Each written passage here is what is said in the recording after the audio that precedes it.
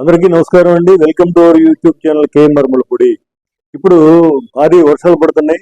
మన రోడ్లు ఇప్పటికే గోతులు పడిపోయి చాలా అధ్వానంగా ఉన్నాయి. సో ఇప్పుడు మూలిగే నక్క మీద తాడిపండు పడినట్టుగా ఈ తుఫాను వచ్చి పడింది. రోడ్డు మీద ఎక్కడ చూసినా వాటర్ స్టాగ్నెంట్ అయిపోయి వెహికల్స్ కి చాలా ఇబ్బంది కలుగుతుంది. గొయ్యి ఎక్కడ ఉందో తెలియక గోతుల్లో పడుతున్నారు. చాలా ప్రమాదాలు కూడా జరుగుతున్నాయి. అందువల్ల ఇప్పుడు తక్షణంగా మనం ఏం చేయాలనే దాని మీద గవర్నమెంట్ వాళ్ళు చేసే పని వాళ్ళు చేస్తారు. అయితే మీ అందరికీ తెలుసు, గవర్నమెంట్ చేసే పనులన్నీ కూడా చాలా స్లోగా జరుగుతాయి.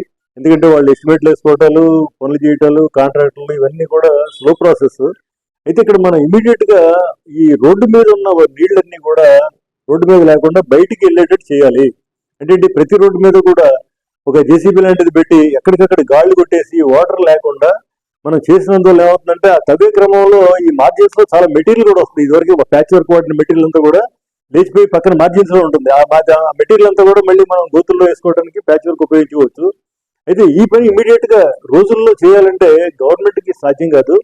వాళ్ళు ఏం చేస్తారంటే ఫోటోగ్రాఫ్లు తీసి ప్రపోజల్స్ పంపి ఇవన్నీ ఆళ్ళు చూసి వీళ్ళు చూసి ఇదంతా స్లో ప్రాసెస్. కాబట్టి ప్రజల నుంచి రియాక్షన్ రావాలి. అంటే ఏంటి, ఇప్పుడు మనం చూడండి కెనాల్స్ లో విషయంలో సాగునీటి వినియోగదారు సంఘాలు ఎలా ఉన్నాయి, అలాగే రోడ్ యూజర్స్ కమిటీలు ఏర్పడి క్విక్ గా మనం పనిచేయాలి. దానికి ఏంటంటే ప్రతి మండలంలో కూడా ఆర్ఎండ్బి ఇంజనీర్స్, పంచాయతీరాజ్ ఇంజనీర్స్ ఉన్నారు. సో అందువల్ల ఏంటంటే వాళ్ళతో సమన్వయం చేసుకుని ఈ కమిటీ సభ్యులు ఎవరైనా ఉంటే కనుక మనం వెంటనే ఒక జేసీబీ లాంటిది పెట్టి ప్రతి రోడ్డుకి ఎవరికి ఇంట్రెస్ట్ ఉంటే ఆ రోడ్డు మీద ఒక మెషిన్ పెట్టి ఎలా చేయాలి ఏంటనేది అంతా కూడా 38 years ఆర్ఎండ్బి డిపార్ట్మెంట్ లో ఉన్న అనుభవంతో నేను మీకు గైడెన్స్ ఇస్తాను. అదేవిధంగా ఈ విజయవాడలో ఉన్నాను కాబట్టి మీకు ఈ డిపార్ట్మెంట్ ఇంజనీర్లతోటి మీకు సమన్వయం చేసి మనం రోడ్డు మీద ఒకటే ఒక కార్యక్రమం ఏంటంటే ఎక్కడ కూడా నీరు అనేది ఉండకూడదు. ఆ నీరు లేకుండా ఉండాలి, గోతులన్నీ పూడ్చుకోవాలి. ఇది ఏమవుతుందంటే షార్ట్ టర్మ్ రిపేర్స్. ఇవి షార్ట్ టర్మ్ రిపేర్స్ అనేది ఏంటంటే 2-3 వర్షాలకు మళ్ళీ పోయినా పోవచ్చు, కానీ ఈ వర్షాకాలం అంతా కూడా రోడ్డు మీద నీళ్ళు లేకుండా చేసుకోవచ్చు. దీని ఏమవుతుందంటే ఈ మీడియం టర్మ్ రిపేర్స్ అంటే ఏంటి, తారు ప్యాచ్ వర్క్ చేయటం, తర్వాత కొత్త రోడ్డు వేయటం, ఇవన్నీ కూడా నెమ్మదిగా జరుగుతాయి. ఇప్పటికిప్పుడు జరగవు.